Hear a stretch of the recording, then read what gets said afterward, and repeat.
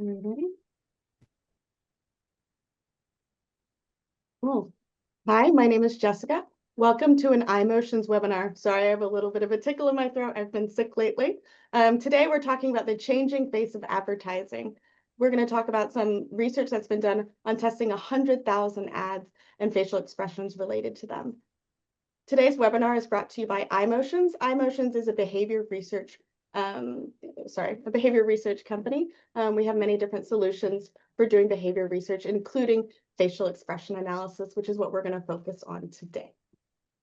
With us at the beginning of the year, we had a nice merger between Affectiva and iMotions. We've been working together for over 10 years, and now we're sort of officially together, and it's been a really nice collaboration. Today's webinar is a celebration of their successes. In the time that Affectiva's technology has been around, they've tested these 100,000 ads, and they're here today to share the results of that research with us. Today presenting, I have Graham Page, the Global Managing Director of Media Analytics. You can see him, he just waved. Also with him today is Serena Pang. She's a Research Manager with Media Analytics. And also offline and hiding in the background, we have Sasha. And Sasha will be helping us with the Q&A. All right, so I'm going to hand over the presentation to Graham now. Thank you, Jessica. So thanks, Jessica, and thank you everybody who's joined us today. I know it's a lot of commitment for time, so we really appreciate that. So as Jessica said, we're celebrating a bit of a milestone for the Affectiva technology at the moment, which is that we've now researched 100,000 ads over the last decade or so. So we thought it was a good moment to begin to look back and see how consumers' responses to advertising and entertainment content has changed over time, and share some learnings about what makes effective advertising. So we will cover 4 broad areas today.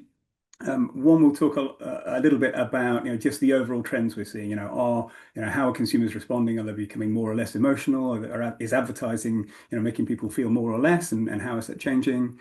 We'll then also though go into some detail about how consumers are responding to some of the changes in the advertising landscape. So in particular, the growth of social media and digital advertising platforms, and the changes that produces in ads.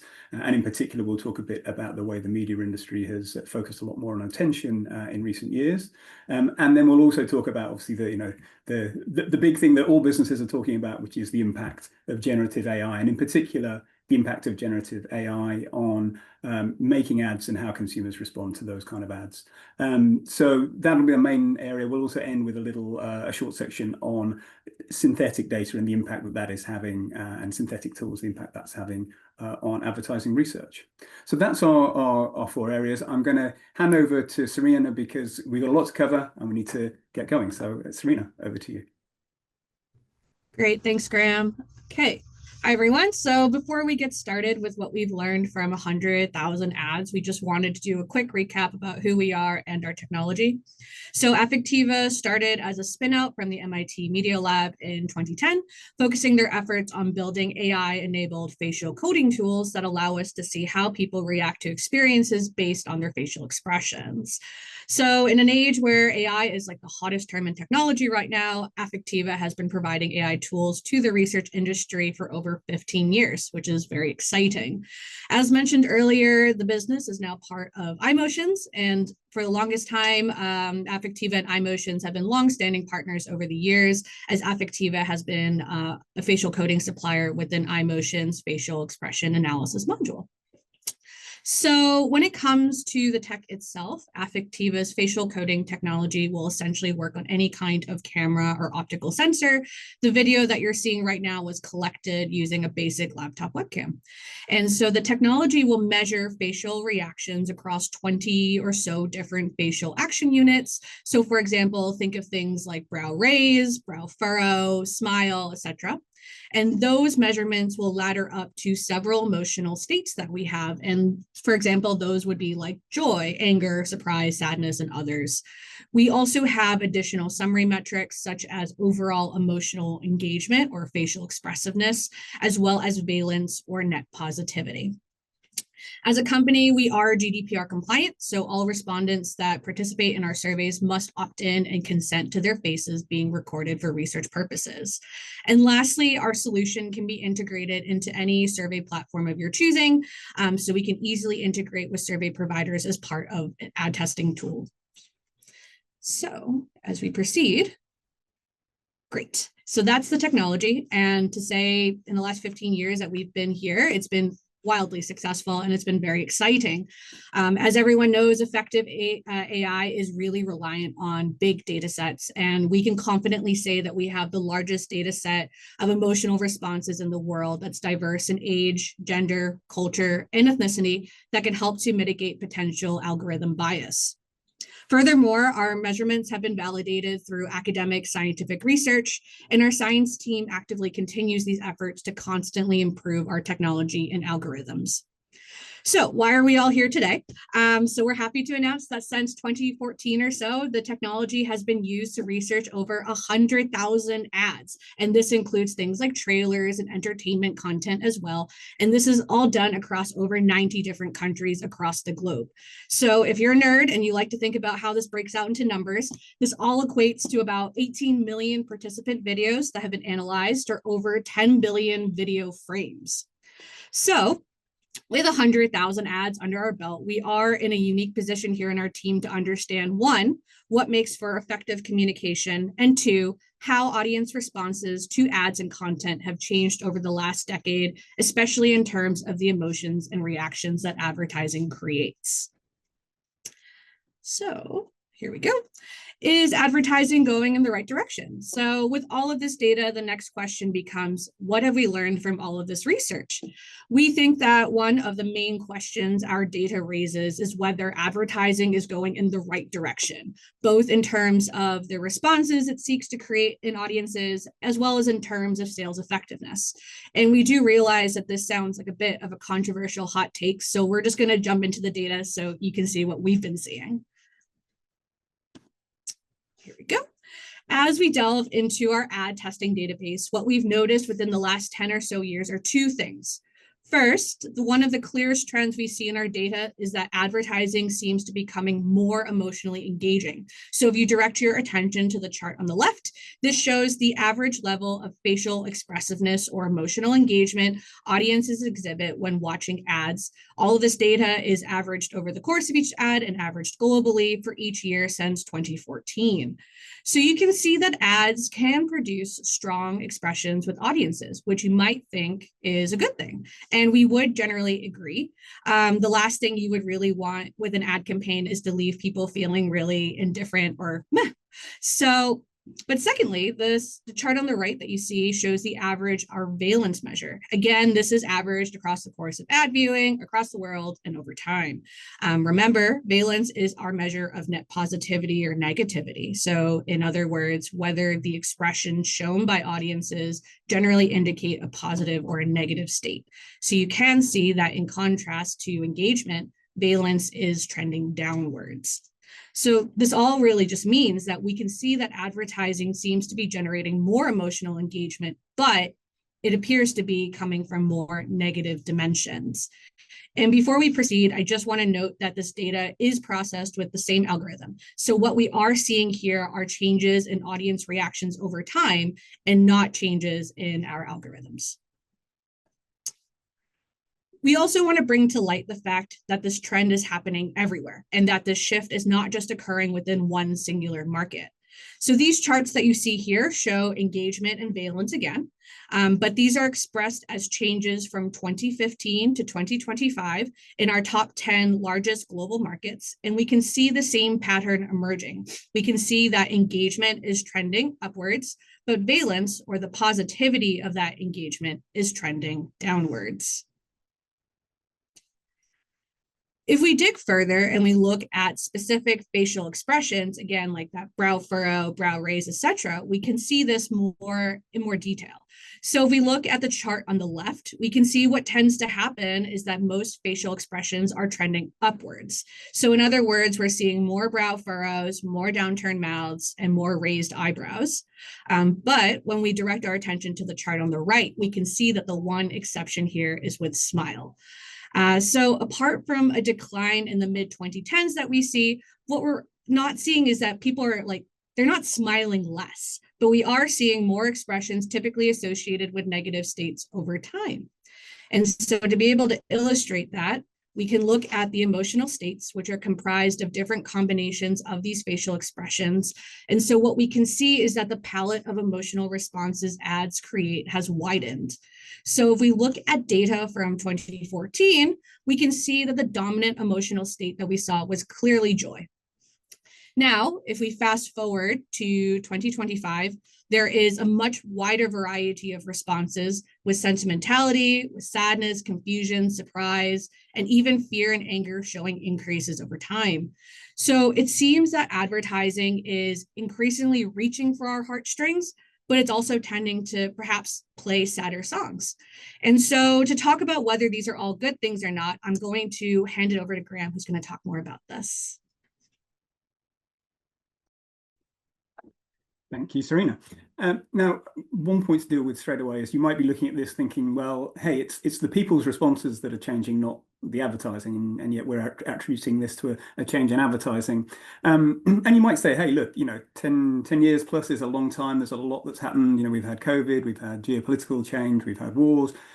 Maybe people are just a bit more miserable and so react differently to advertising in 2025 compared to 2014.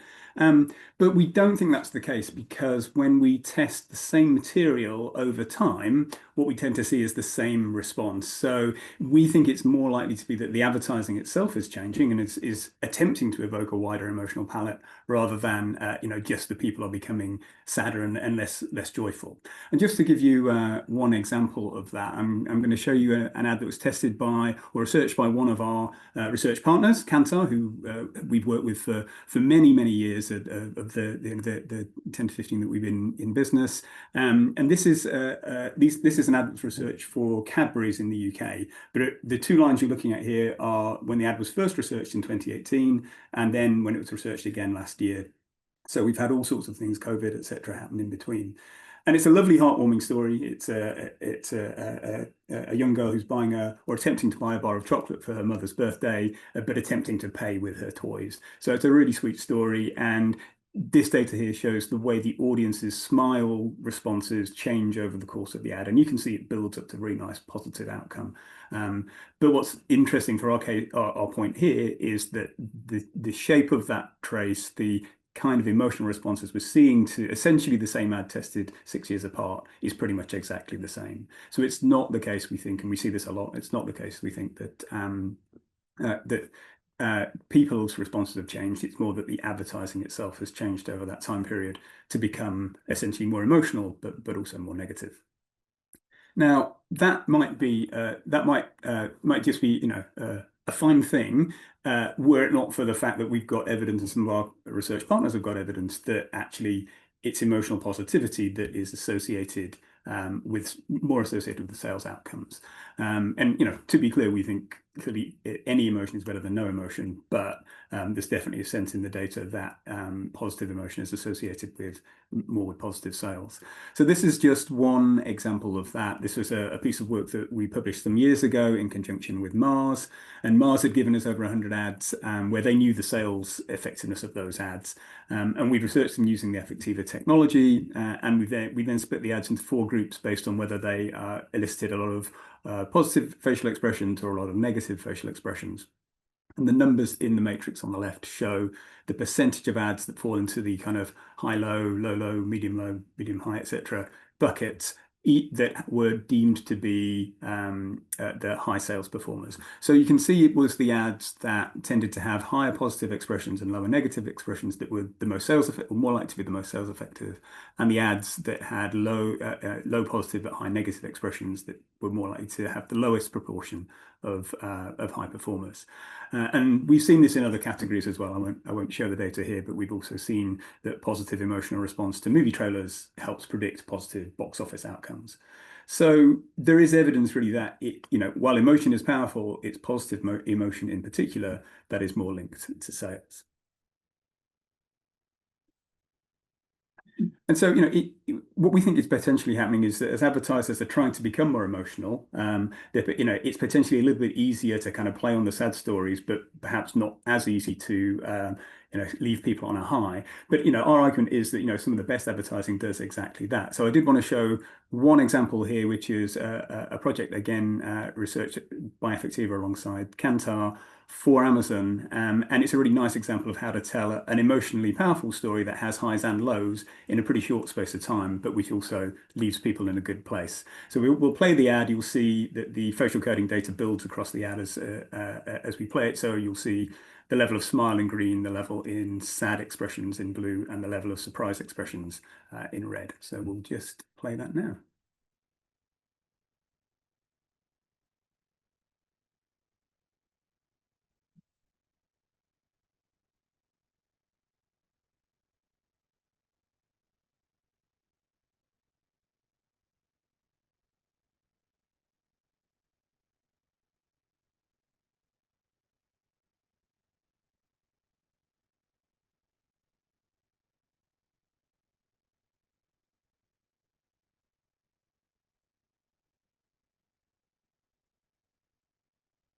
Now, hopefully the sound played for you guys. It didn't necessarily play for me, but hopefully you heard it. If not, I think you can still get a sense of the nature of the content. In that, clearly you've got kind of a relatively sad setup, but the purchase of a surfboard with Amazon leaves the results in a good resolution for the protagonist and a good resolution for the audience as well. So we think it's quite possible to do these things.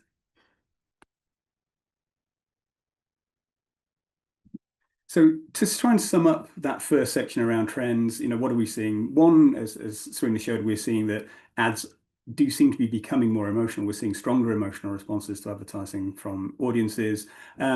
But we are also seeing that those emotional responses are skewing a little bit more negative. And we're a little worried about that because obviously we've seen that positive emotions tend to be more associated with positive sales outcomes. So, we're kind of worried that, as advertisers are kind of trying to give consumers the feels, as it were, they're tending to tell sad stories, whereas actually, we need to be leaving consumers on a high. So hopefully that's an interesting initial setup. We then want to dig a little bit further into some of the changes in the advertising landscape over the last few years and see how that's then affected these trends and affected the way consumers respond. So the first thing we'll talk about in that context is, in particular, the rise of digital advertising channels. So by that, we really mean kind of social medias, Facebook, YouTube, TikTok, etc. And that's been a really explosive growth over the last decade. And now those channels take more advertising dollars than conventional linear TV, for instance. So that's been important because obviously such channels are much more controllable by the audience. So you can skip, scroll, get past advertising much more easily. And that has not surprisingly led to a media industry that's focused a lot more on measures of attention. So there's a lot of focus on making sure that advertising is seen and advertising which people don't skip past. That's interesting though, because our data says something interesting about whether optimizing for attention only is a good thing, particularly when it comes to trying to generate the sorts of emotional responses that we just saw lead to sales. So apologies for the next chart, it's a bit scary, but I'll walk you through it. This is one of the most fundamental things our data shows, and that is that attention and engagement are not the same thing. So the bottom axis on this chart is looking at all the digital ads that we've tested for years, and we're looking at our measures of attention. So are people looking at the screen when the ad is playing, and our measure of engagement. So are people showing facial reactions while they watch? And you can see essentially there's no relationship between those two things. So just because somebody is looking at the screen while the ad is playing does not necessarily mean that they're reacting to it and engaging with it. And that's important because if advertisers are really optimizing their content to gain eyeballs, that's not a guarantee that they will actually gain engagement from the ads that are strong on attention. And if we dig a little bit further, we begin to see some other interesting patterns emerge. So in particular, there's data here that suggests that if you do optimize for attention, you may actually not optimize for engagement at all. So this data shows the relationship, for instance, between the length of advertising, that's the horizontal axis, and both the attention generated or on average paid to that advertising in our data set, and that's the chart on the left, or also the level of engagement or expressions shown in response to advertising on the right. And you can see there's a completely opposite relationship. So the longer an ad is, the less likely people are to pay attention throughout, but the longer an ad is, they are slightly more likely to engage with it and show emotional responses. So again, if you optimize for attention, you will probably make short ads. If you're optimizing for engagement, though, you might make a slightly longer ad. And we also see when we dig into our data that attention and engagement are driven by quite different things. So not surprisingly, whether people are actually paying attention, looking at the screen, is often driven by things like sensory dynamism. So by that, having fast-paced, loud music, punchy soundtracks, etc. And just to illustrate that, there's two example ads here, both for automotive brands. The data you're looking at is the way attention changes over time as the audience watches these two ads. So in the ad on the left, we see actually it starts quite quiet with a lot of kind of dark and slow imagery, and attention is tailing off. Then as soon as a music soundtrack kicks in, the lyrics start, we actually see attention begin to recover as that kind of sensory experience kicks in. In contrast, on the ad on the right, it's the other way around. So we have quite dramatic driving shots that sustain interest through the first part of the ad. But then as soon as the ad cuts to a more static set of imagery and text-heavy slides, we actually see attention begin to wane. So clearly, if you want to optimize for attention, you will make quite fast-paced, quite punchy advertising that's quite short. In contrast, however, if we look at what tends to drive engagement when we look at lots of ads across our data set, we see it tends to be driven much more by things such as a deeper emotional story, things that are personally relevant. In particular, kind of advertising that takes a more narrative style tends to be better at generating engagement. And to just illustrate that, there's a slide from a piece of analysis I did when I was working at Kantar with the Affectiva technology from a few years ago. And in that analysis, we took about 400 ads and we split them up into two groups based on whether they were trying to use a kind of story type ad structure or not. So by story, I mean, kind of had a beginning, a middle, and an end, and probably a slightly more metaphorical take on communication, whereas non-story ads tended to be kind of vignettes or product demos with lots of voiceover. And we did see, not a huge difference, but a clear, significant difference in engagement in that the ads that tried to tell a story tended to be more engaging, whereas the ads that did not. So again, if you are wanting to drive engagement, there's a sense that perhaps you need a more narrative style of advertising.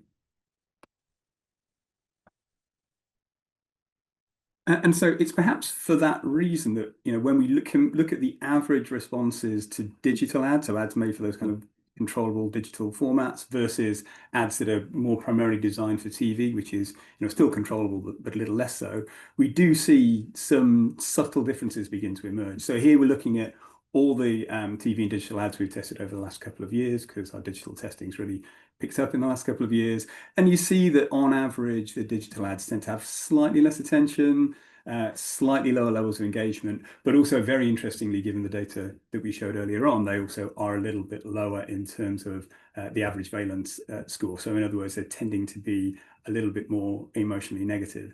And that makes sense if they are tending to be the kind of fast-paced, dynamic, but less narrative ads that we think they may be. And there's also an interesting hypothesis forming here as well, which is obviously if digital advertising becomes the default form, if that becomes the default form of advertising, that might then begin to have an impact on the kind of engagement we see in other media. So if we look here at just the kind of the characteristics of the ads that we tested over time, we begin to see a few interesting trends. So for instance, the average duration of ads that we test has tended to decline slightly across the decade or so we've been doing this. And at the same time, the kind of numbers of scenes per second has tended to go up just a little bit as well. So ads are getting a bit shorter, they're getting a bit more dynamic. Interestingly, also showing actually slightly lower levels of attention over time as well, certainly in recent years.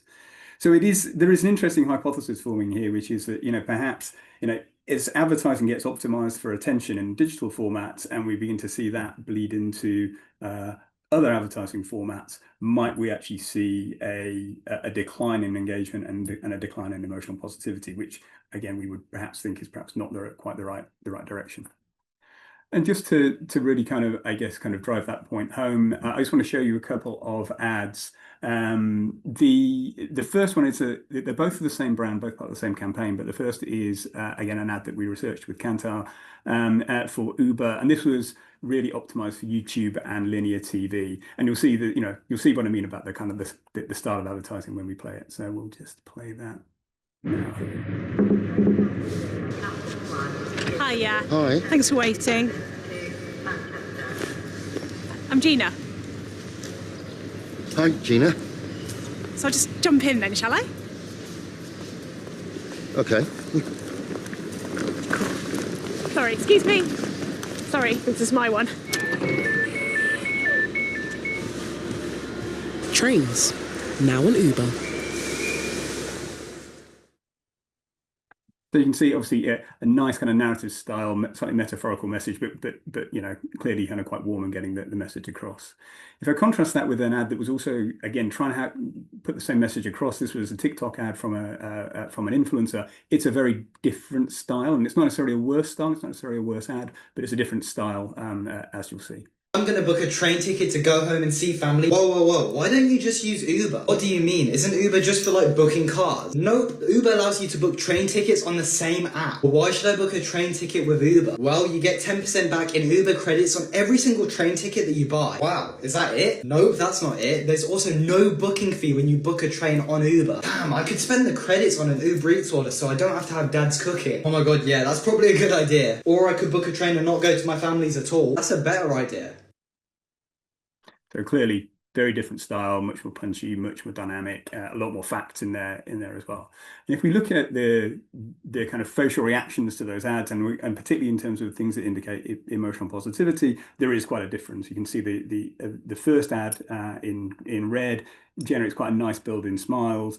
The second ad, the TikTok, tends not to. Now, that's not to say it's a bad ad, because it generates actually a lot of surprise and gets the message across effectively. But in terms of building the kind of emotionally positive stories that we've seen resonate and build sales, clearly the more narrative style was doing a stronger job.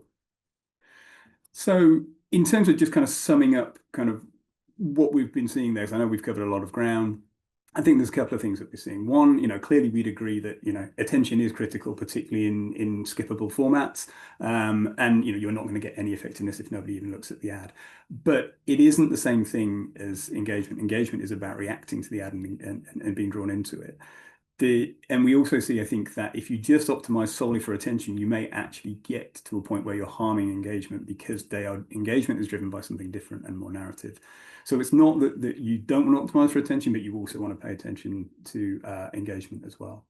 And finally, I think therefore our message is, that digital ad styles, perhaps won't work for all formats. We need to be careful not to necessarily use that as the default, and we need to make sure that campaigns have a mix of styles that fit the channels in which they operate. So hopefully that's an interesting kind of dive into that. I'm going to hand back to Serena now to talk a little bit about the hottest topic in most industries at the minute, which is generative AI. Great, thanks, Graham. Let's see if I can proceed to the next slide. Oh,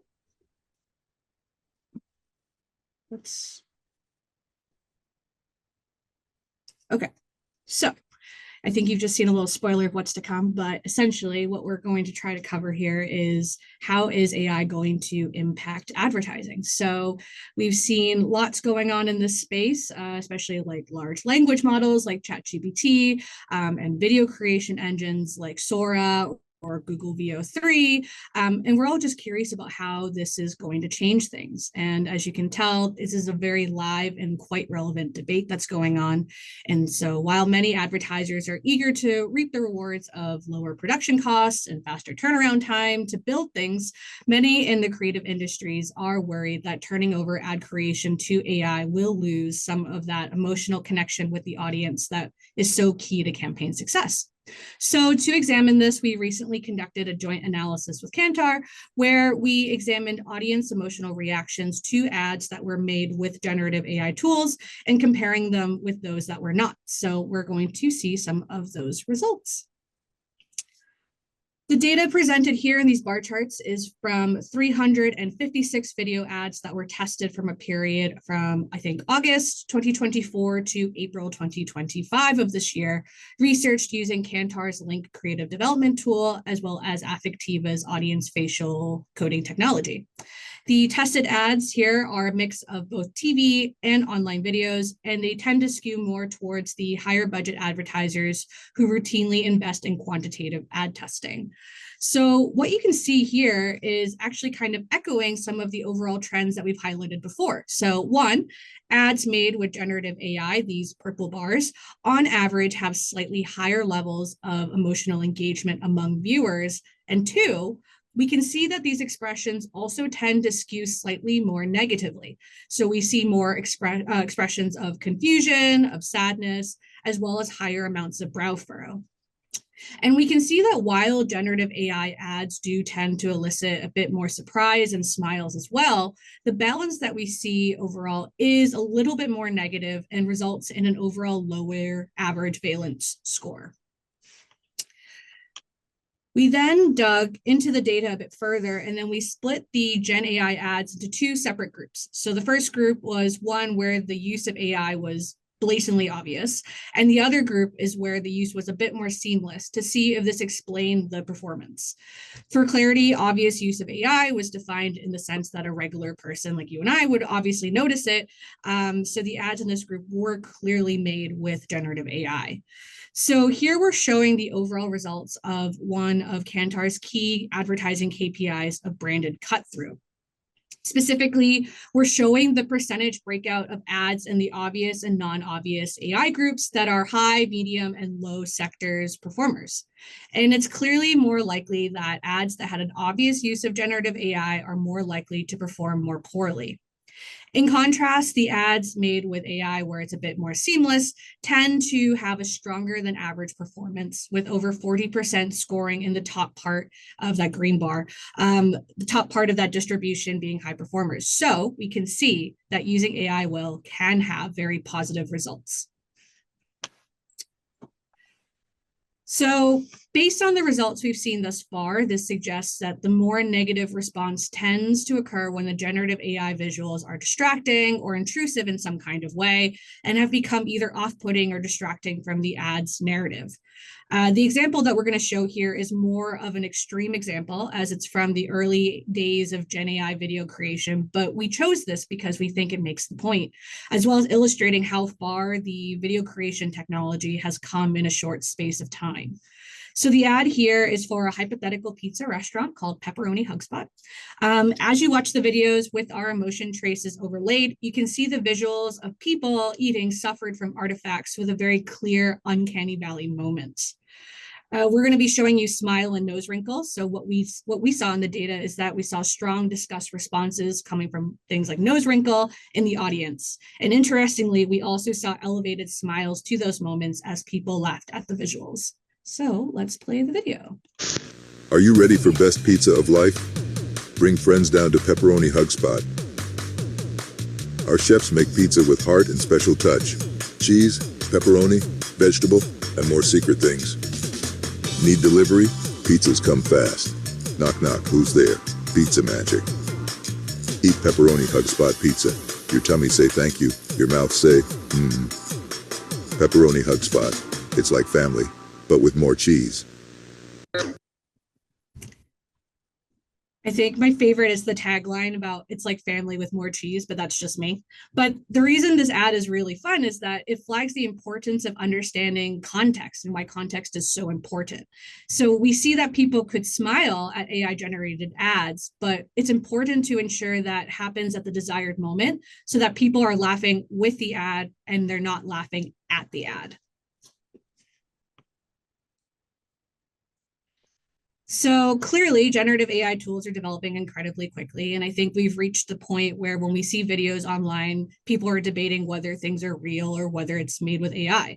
So In the advertising world, does this analysis really suggest that as the available tools we have improve and advertisers learn to harness the power of Gen AI better, that this effectiveness gap we highlighted will dissipate? And so we think that it could help to some degree, but it's important to note that the seamless use of generative AI does not necessarily equate to immediate success. So to illustrate this, we'll show some results from an incredibly impressive use of AI tools.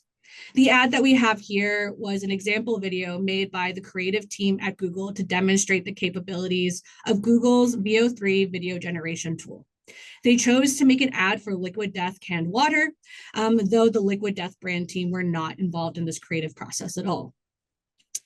The ad itself is a really compelling example of what can now be done with generative AI technology, as the ad was scripted by the creative team at Google, and the visuals and audios were all created using VO3.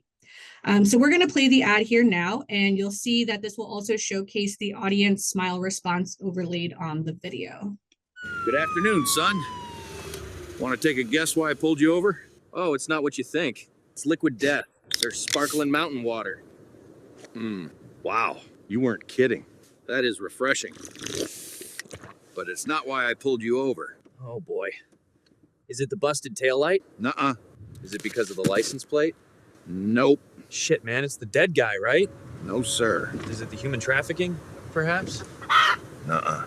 Man, is it the truck thing? I don't think so. Well, what is it then? The robbery? No. The bumper sticker? No. It's the roadkill, isn't it? Haven't heard of it. The chemical waste? Nuh-uh. Is it the roller coaster seat? Is it the cult thing? Absolutely not. Hell no. All right, I give up. What is it? It's because it's your birthday. Happy birthday, Kevin. Dad, you remembered. Happy birthday to you. You're the best Happy dad ever. Birthday to you.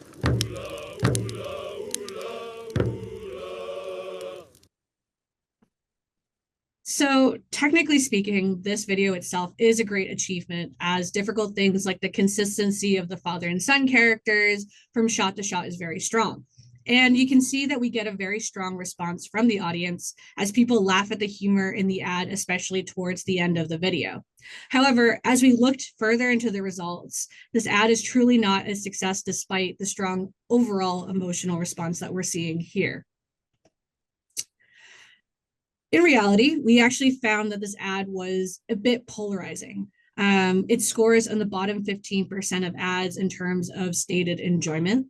And when we split the smile data by people who said they enjoyed it versus those who did not, we can see that the overall strong smile response is coming from a small group of older viewers who found the video funny.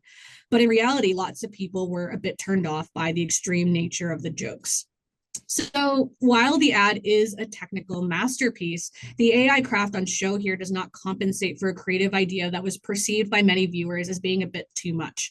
And as a result, if this was an ad, it may not necessarily have the longest shelf life. So to summarize, what have we learned so far from all of this? While we can see some great emotional responses to ads made with generative AI, there still needs to be an amount of great care taken to avoid AI artifacts from being distracting or disturbing for viewers. We can see that ads which use generative AI in a seamless way tend to perform better, but even then, the traditional pitfalls of campaign development can still occur, such as misjudging the resonance of the core idea. And rather than generative AI being seen as a shortcut to building ad creative, the same care and craft and audience research still needs to be applied to AI-generated ads as conventionally made ones, or you run the risk of ads having a more negative emotional response. And so from here, I'm going to be handing it back to Graham, who will be talking about what's to come next and our key takeaways from today's webinar. So, I realize we have thrown an awful lot of data at people, and thank you everybody that's still with us. I did want to just take one slide to try and sum up where we're at before we move on to Q&A. So, if I had to try and sum up the takeaways that we've got, I mean, clearly, we're seeing that advertising over time is generating more emotions in the audience, and we think that's an absolutely great thing because that is at the heart of creative effectiveness. However, I think there are some things to remember. One, I think we've seen that positive emotion is more sales effective, so we do want to concentrate on leaving people on a high rather than on a downer. Secondly, when it comes to digital and controllable advertising, it's important to not just think about attention, because engagement is more predictive than just eyeballs on screen. And particularly in digital formats, we need to remember it's the ads that are the distraction, not the content. So, we do want to reward the time that audiences spend with our ads with something positive and some positive narrative. When it comes to AI, we've also seen that generative AI has some real power, but it's not a shortcut to effectiveness. We'll need to spend as much time, or advertisers will need to spend as much time getting their AI generated content right as they would do a conventionally built film. And there are some specific watch outs, particularly around kind of AI artifacts that, like Uncanny Valley or things that are distracting, because that can really impede engagement. And finally, in the context of all of this, I think we've seen that audience testing is clearly going to be more important, not less, because there's so much more to get right. But it's also interesting now that we're at a point where there are some, predictive algorithmic tools that can be used to kind of extend the reach of audience testing, beyond just the things that are conventionally tested with people. So that's everything we had. I think I will briefly just hand back to Jessica in a moment to kind of, have a little reminder about what the technology is, and then we'll head into Q&A. But thank you all for your attention. Thank you so much for your presentation, Graham and Serena. It was really great. Oh my goodness. All right, I'm going to go on to the next slide here. Many of you have asked questions throughout the presentation, and some of them we answered quickly, and some of them we've saved because we'd really like to take them up in front of the group for the Q&A. So don't worry, we are getting to your questions in a minute. I just wanted to put up this slide about Affectiva technology and what kind of solutions that we offer using the spatial coding technology. A lot of the presentation, the data that you saw today, is based on Affectiva's media analytics solution. We also have SDKs and APIs. If you are interested in being contacted about some of these solutions or spatial coding, a survey should have gone up just now, so you can answer there, yes, you'd like to be contacted about this, or no, thank you, you're just here for the webinar. I'll give you a second to answer.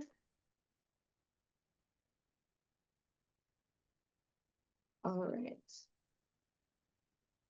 Now we're going to move to the Q&A. I'm just going to pull up the questions here on my screen so I can see them. All right. So first question we have here is, has the quality of captured reactions improved for respondents on mobile devices? Who wants to take that one? Yeah, I can pick that one up. So two things have happened that are interesting. One is, I think more data that we collect is collected on mobile devices, as obviously the incidence of mobile use has gone up around the world. But the algorithms work just as effectively on mobile devices as they do on desktop devices. And we've trained the algorithms on data collected via both methods and demonstrated that it works as effectively on both. We potentially see slightly lower data quality rates, so slightly less usable video from mobile phones as people kind of wave them around a little bit more while they're recording themselves. But if we can see the face, then the algorithms are as effective on data collected from mobile as they are from desktop. So it's still really high though in terms of the usability. Yeah, we're talking. It's as Graham mentioned, it's really widely used device, so it had to be optimized for this as well to make it actually viable for the scale of the research we do. All right, great. Second question I have here, it says, great presentation. Is there any audience research from India? How effective is the emotions captured given the cultural variance? Oh, that's a great question. So India happens to be the single largest fieldwork market that we have. So if there is any data that's overrepresented, it will probably be India, not underrepresented. But no, we have, as I said, data from all over the world.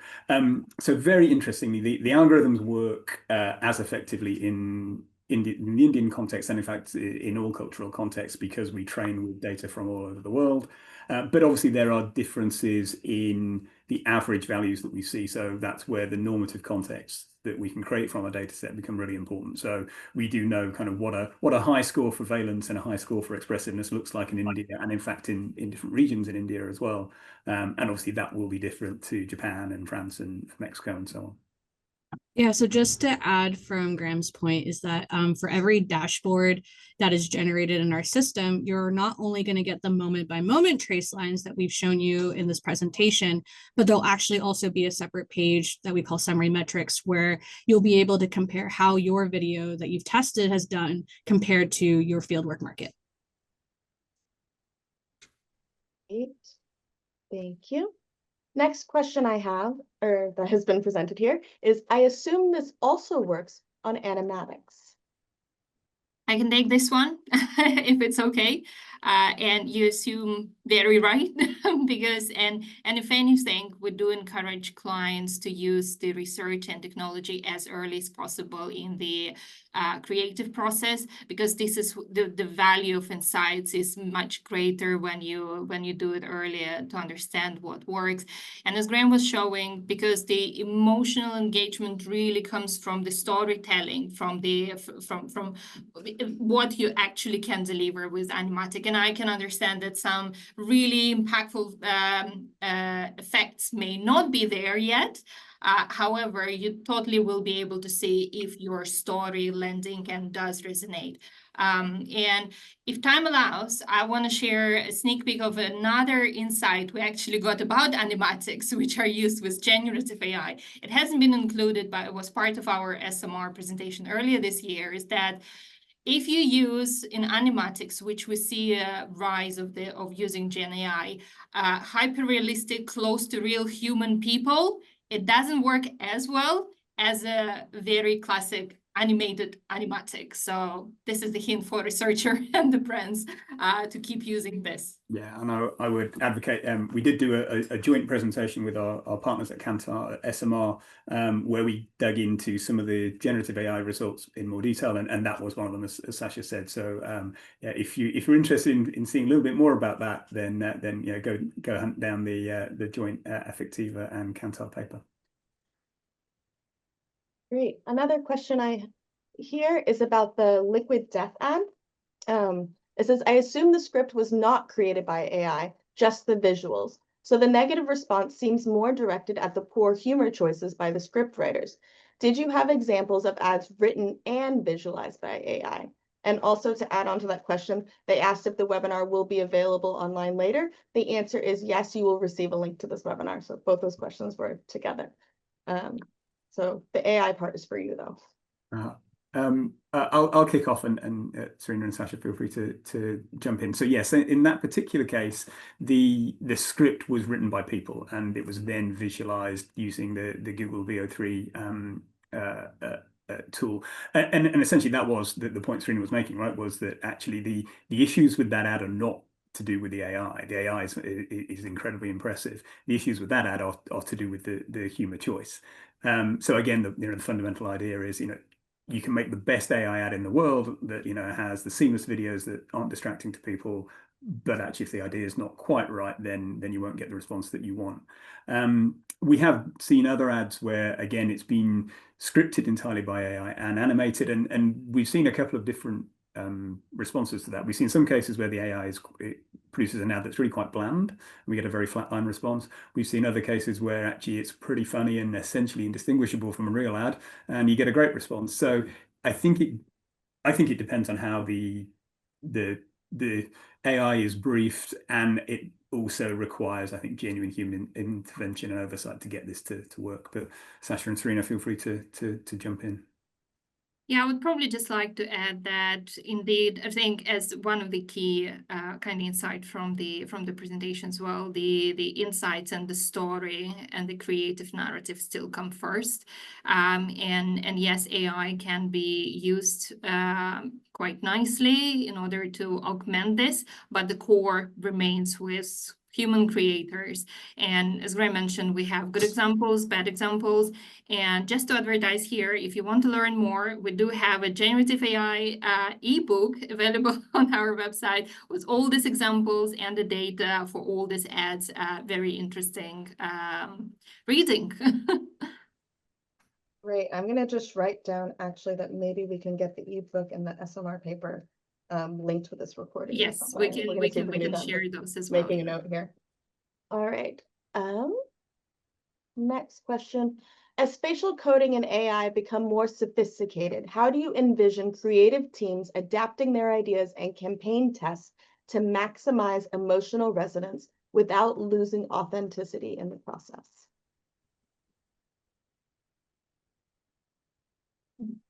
They should be doing that.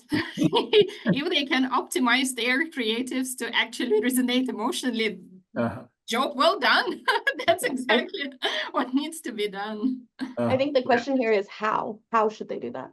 Yeah, I mean, I personally feel that, as we said, this is where, you know, actual audience testing is really critical, because it's really easy to generate, you know, content now, but is it easy to generate great content? And really the only way to understand that is to research it. And you know, so I don't think that AI is a shortcut to you know, great advertising without actually putting it through exactly the same kind of iterative testing that you know, conventionally made advertising would go through. Now, obviously, you can perhaps go, you know, research a little bit more of that content with some of the predictive tools that we talked about. So I think that extends the reach of the testing process. But I always would have the fundamental ideas, the fundamental representations of a campaign tested with real people. And yeah, you know, the AI can't yet just produce an ad that will work. And I suspect it'll be a long time before it does that. So, you know, you have to still go through the process of researching with people. On a similar note, how do you see the question jumped, sorry. How do you see neuroscience and AI impacting trust, perception, decision-making, and comms in the sales process in the future? Interesting.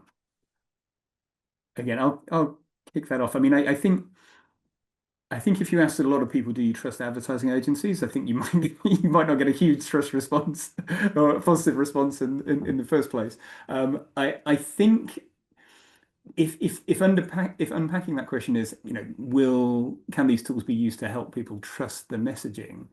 I think the answer to that is yes, in that I think what these kind of tools allow us to do is really see if the campaign is resonating with people on an emotional level. And I think if you can do that, then I think, you know, the message is much more trusted because you can identify with it. So yes, I think the tools help in that regard.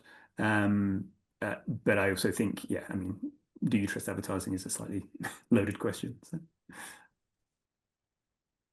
All right. I am interested to know if this technology could be used in interview of candidates within privacy guidelines. Candidates, I'm guessing this is job candidates or something related, yeah? Yeah. Guessing so. I think that's a very interesting application in that the EU AI Act, for instance, is very restricted in terms of the use of emotion sensing to screen candidates for jobs. So the short answer to that is it's probably not legally from a technical point of view, and there's some really interesting stuff that can be done with the tech, but I think it's an area where people would need to really tread very carefully. And you know, there's a lot of legal questions to answer on that one. So I would, yeah, that'd be my answer.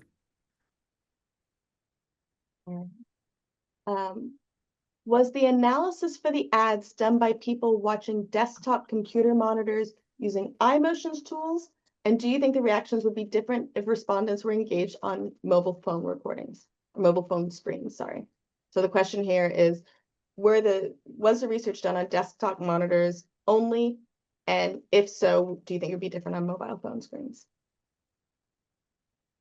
So I can start, and then Sasha, maybe you can add on.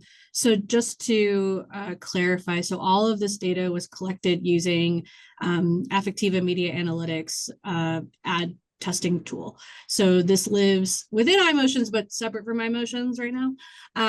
But essentially, we had respondents watch these videos from the comforts of their own home, desktop, laptop, and mobile phones as well. Sasha, I don't know if you want to add anything to that. Yeah, generally, as we mentioned before, the penetration of the mobile phone screens using in the using the research is higher. However, there is no differentiation in people responding. Most of this data is collected online, which means they are on their own. They are not observed. They are actually absolutely free to expose any emotions and choose to watch or not. So no, there is no difference in the device per se. It's more about how there might be difference in terms of how you collect the data, but in this case, between the type of devices, no, there is none. Do you have an idea about what fraction of the data maybe is collected on a mobile phone? I would say it grows year on year because more and more countries use these devices. Some countries where it's actually a dominant device, and I'm talking here, for example, Middle East. In terms of the specific numbers, I cannot really tell exactly, but I would say that around 30-40% might be coming from this, especially in the latest years. Okay. I think this is going to be the last question on here that we have time for because we are at 59. The last question on here is the analysis solely based on facial expressions?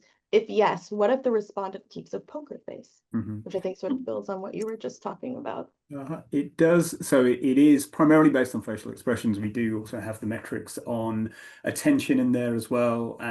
We didn't cover the eye tracking capabilities that the Affectiva system has. There is a calibration-free eye tracking capability in there as well, which we didn't cover, and we're hoping to extend this also into new modalities such as respiration in the future. But right now, it's primarily the attention metrics, so are people looking at the screen, and the facial expression metrics. So to answer the question about poker face, yeah, some people have a poker face, but also a lot of people don't. And again, this is where the normative context that Serena talked about earlier comes in. You know, we know that there are some cultures that are more expressive than others, and we have those benchmarks in the system which people use to interpret the data accordingly. And some people think they do have a poker face, but they don't. Yes, absolutely. And we know that. Thank you so much for all of the questions. I see there's a few still in here.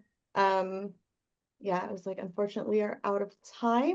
I want to thank you all for attending this webinar. This recording, you will receive it via email later. I also want to thank our presenters. This was an excellent presentation. It was very interesting to see what we can learn from 100,000 ads. That is so many ads, so many expressions over so many years. Have a great rest of your day or a good start to your day, depending on where you're sitting right now, and hope you join for another iMotions webinar. Thank you all. Thanks a lot. Thank you.